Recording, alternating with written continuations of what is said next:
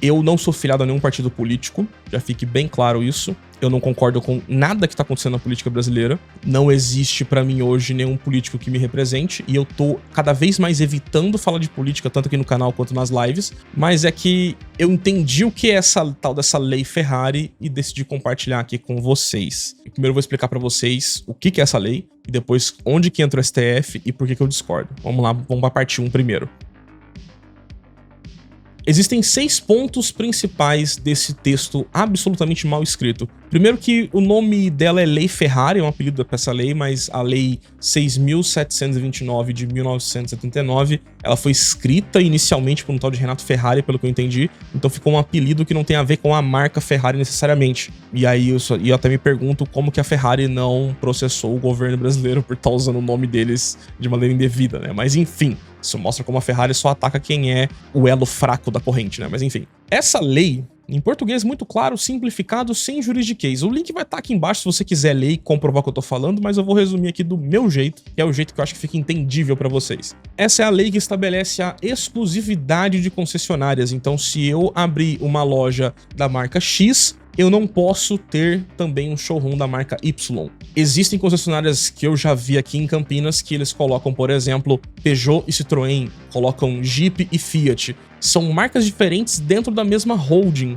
E as holdings foram formadas depois que as marcas nasceram. E aí eu não sei se há uma fiscalização hoje em relação a isso. Mas se essa lei fosse executada do jeito que ela está escrita, essas lojas aqui em Campinas estariam ilegais. Essa lei é o que diz que se a concessionária é Chevrolet, ela tem que ter o logo Chevrolet, uma bandeira Chevrolet, e ela não pode ter uma bandeira Fiat. Lembrando que essa lei foi escrita em 1979, numa época que no Brasil só tinha 5 ou 6 marcas diferentes. Hoje a gente tem muito mais e muitas delas estão no guarda-chuva da mesma holding, então já é o primeiro ponto que essa lei está defasada. Essa lei, inclusive, foi escrita antes da Constituição, guardem isso também. O segundo ponto é que essa lei diz que uma concessionária não pode abrir uma segunda unidade muito próxima e também deixa subentendido que não pode ter uma concorrência muito próxima. Então eu não posso, por exemplo, no mesmo bairro, colocar uma concessionária Fiat e uma oficina especializada da Fiat. Elas têm que estar no mesmo prédio.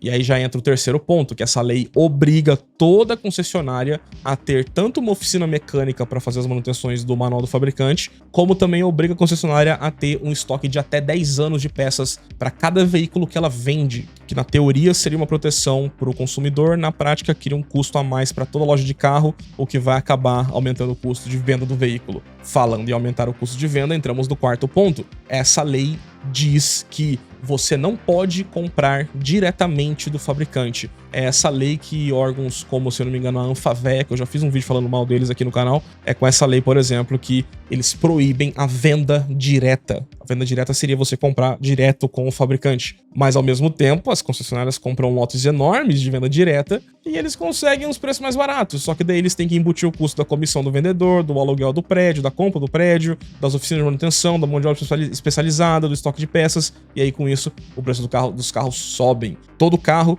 mesmo com a alíquota de imposto que a gente tem hoje dos impostos de consumo, ele seria mais barato comprando direto com o fabricante. E essa é a lei que proíbe isso. Eu não sabia que era essa especificamente. E aí entramos em mais um ponto. Essa lei diz que a concessionária tem o direito de fazer a compra direta, eles podem comprar lotes com desconto, mas essa lei diz que a fabricante não pode empurrar estoque nas concessionárias. Acho que teve um tempo atrás que, quando lançaram o Onix, ele tinha um problema no módulo do câmbio que fazia o carro pegar fogo, era mais ou menos uma coisa nesse sentido, e aí os carros ficaram empacados no pátio da fabricante, sendo que eles poderiam estar dentro do estoque da concessionária sem tomar sol. Então eles deixam os carros no tempo sendo deteriorados só porque não podem colocar esses lotes com mais desconto ainda para a concessionária. É estranho, esse ponto ele é bem esquisito. E o último ponto que essa lei estabelece é que não pode ter divórcio. É um contrato sem cláusula de saída. Esse é o ponto feito para proteger o lojista, porque a fabricante não pode simplesmente se desvincular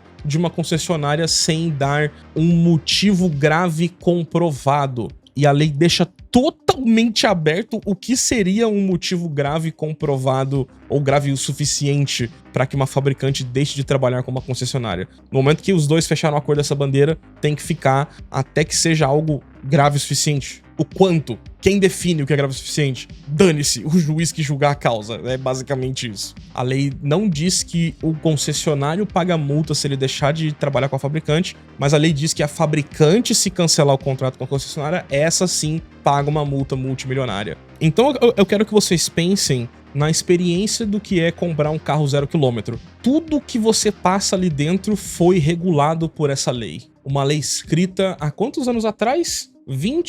47 anos atrás, ok? Esse para mim é o grande problema. É uma lei que é um rabisco, tem um monte de parte rasurada e um monte de emenda em cima. É uma lei burra em todos os sentidos da palavra. É uma lei burra, desatualizada, que regula o mercado, que atrasa o mercado, que favorece a concessionária e ferra o consumidor. Ponto final.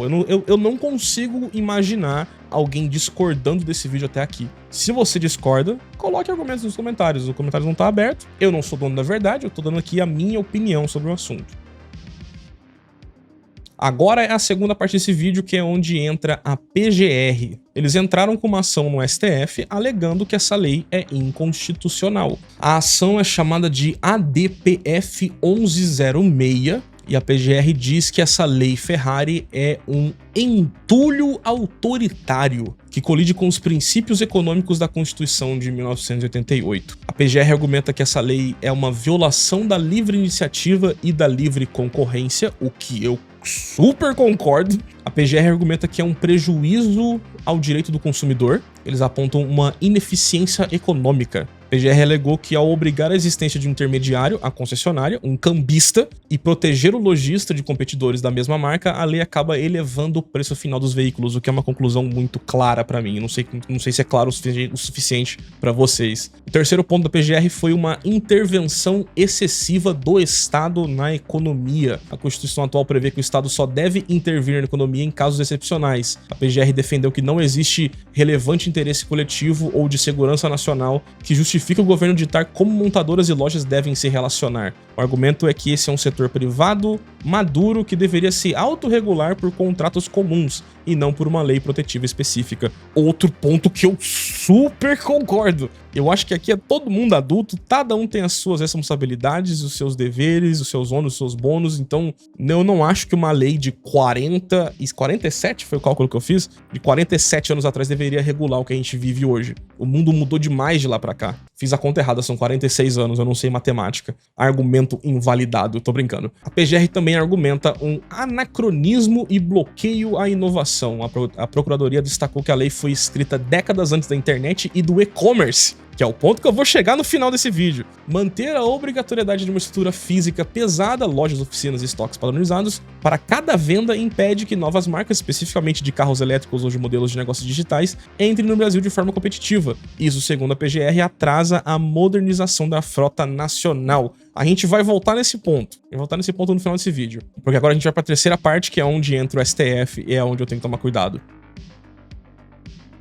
Do pouco que eu entendo de estrutura legal e de democracia, pra mim é um absurdo o STF agir como órgão regulador. Essa é a minha opinião inicial sobre isso. Mas a ação foi entrada no STF, porque o STF era quem deveria interpretar a Constituição, mas no dia 23 de abril de 2026, foi que dia isso? Foi semana passada, né? Foi na quinta-feira passada? Foi na quinta-feira passada, exatamente. O STF votou por unanimidade de que a Lei Ferrari é sim constitucional e ela permanece intacta. O que até cria um ponto também que eu fiquei pensando, será que eles vão fiscalizar mais agora que esse tema entrou em evidência? Enquanto a PGR focou no impacto negativo para o consumidor e no livre mercado, o STF adotou uma visão focada na organização da cadeia produtiva e na regulação econômica.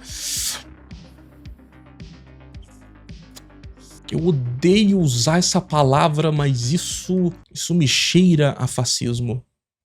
Eu odeio ter que usar essa palavra. Quem estudou realmente fascismo entendeu o que eu quis dizer aqui. Mas vamos lá, né? Esse é o Brasil que a gente tem. Quais foram os argumentos, então, do STF para poder manter essa lei intacta? O STF argumentou que o mercado automotivo é dotado de especificidade e movimenta bilhões na economia, exigindo uma infraestrutura pesada. Segundo os ministros, a Lei Ferrari não é uma intervenção indevida, mas sim uma regulação setorial legítima do Estado, necessária para organizar como esses bens de alto valor e durabilidade chegam ao consumidor final. Eu discordo. Outro ponto, o STF disse que não há violação à livre concorrência. Eu acho que eles não sabem ler. Ou eu tenho um QI de 900 ou eles não sabem ler, não é possível. Os ministros discordam da PGR ao afirmar que cláusulas de exclusividade de marca e determinação territorial são inconstitucionais. O STF entendeu que essas regras estabelecem restrições verticais que são comuns e aceitáveis no direito comercial. Para o tribunal, o fato de uma concessionária ter área de atuação protegida não destrói a livre iniciativa do mercado como um todo, mas apenas organiza a rede de distribuição daquela marca específica. Dito por caras que nunca geriram uma fábrica, nunca geriram uma concessionária e que dirigem carros que são comprados pelo Estado. Então, beleza. Eles que sabem, eles que são os fodas, né? Terceiro ponto é a proteção e equilíbrio da cadeia produtiva. Um dos pilares do voto do Fachin foi a defesa do equilíbrio contratual. O STF reafirmou o espírito original da lei de 79, dizendo que uma montadora, uma gigante global, tem o poder econômico brutal em comparação à concessionária, que é apenas uma empresa local e regional. A lei atua como um escudo para evitar que as fabricantes imponham contratos abusivos aos lojistas ou cancelem concessões de forma arbitrária após o lojista ter feito um investimento milionário na fachada no estoque. Aqui é onde eu digo que o Estado brasileiro trata todo mundo como bebês, imbecis, incapazes de ler um contrato e tem que intervir. Tipo, dane-se que teve um contrato assinado antes. Dane-se. Nós, o Estado, vamos dizer o que tem que fazer. Não é como se uma concessionária tivesse que ter responsabilidade nos contratos que assina, não é como se a concessionária pudesse processar as fabricantes, tal como a Caoa fez. A Caoa se sentiu lesada, a Caoa conseguiu vencer. Então não basta a estrutura legal que a gente tem para quem se sentiu lesado processar. Não, tem que ter uma regulação. E aí tem o último ponto, o Supremo decidiu que a lei em si é constitucional, mas fez uma ressalva importante. Ela não é um passe livre para abusos. Não, imagina! O STF deixou explícito que o Conselho Administrativo de Defesa Econômica, o CAD, continua tendo total competência para investigar, julgar e punir qualquer prática isolada no setor automotivo que configure cartel. Ou seja, a regra geral fica, mas os desvios específicos ainda podem ser punidos pelo órgão instruinte. Então esses foram os fatos do que aconteceu. Agora eu quero terminar com algumas perguntas.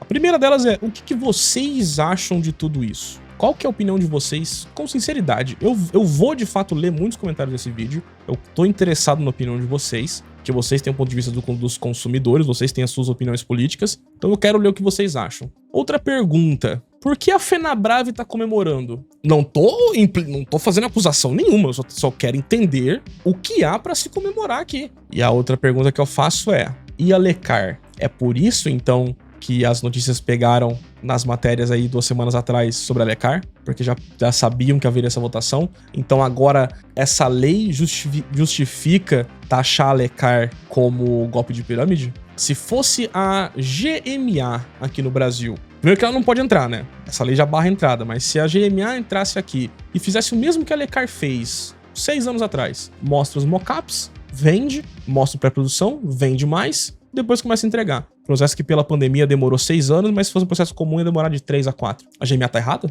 Por essa lei, sim. Eu não preciso nem perguntar quem sai ganhando com essa lei, porque eles nem escondem. Literalmente aqui, ó, Fenabrave comemora a decisão do STF. Aí eles falam que sem a regulação do livre mercado, iriam acontecer monopólios e oligopólios. O que é isso, então? Essa é a minha pergunta. Você tem o STF dizendo que uma lei de 46 anos atrás é válida e você tem literalmente o lobby das fabricantes falando yay! Qual que seria o oposto de tudo isso? Justamente o livre mercado. Então esse é o debate que eu queria trazer aqui. Eu não concordo com isso, acho que isso é um absurdo. Isso é dar continuidade ao atraso que é o mercado automotivo brasileiro. Eles estão fazendo de tudo, Na verdade, eu acho que já até é, né? Mas enfim, estão fazendo de tudo para que carro no Brasil volte a ser um artigo de luxo igual era em 79. Pergunte pros seus pais e pros seus avós quem que tinha carro lá nos anos 70. Era só rico. E é o que tá acontecendo aqui agora. De novo, a mesma coisa. Quando uma Suzuki que tem o Desire por $9.000 lê essa lei, ela fala, vou investir no Brasil ou vou para qualquer outro país na América Latina? É isso que elas fazem.